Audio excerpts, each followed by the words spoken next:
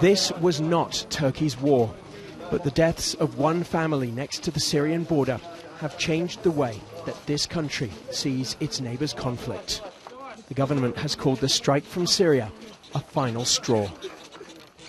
And this is what's left of the Timuçin family home in the border town of Akçakale. The family's mother and her 3 children were sitting in the garden when the shell hit. We were eating, then we heard the sound of a bomb. The shrapnel fell, hit the wall and then the ground. We could have been killed. Syria has now apologised for the family's deaths, but those here fear another accidental strike. We're scared to death.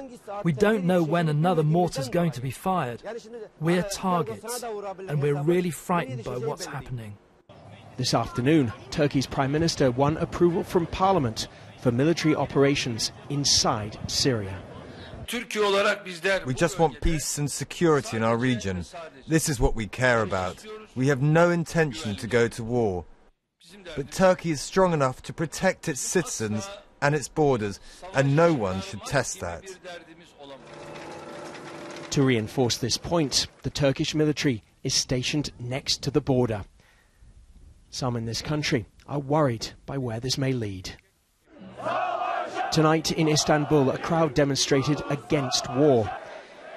The protesters here have little appetite for an open-ended fight with a neighbour in chaos.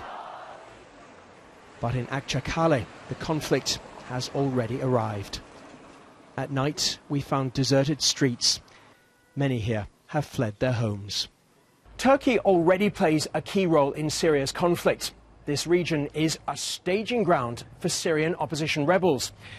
But the shelling at this house has now led Turkey itself into the fighting.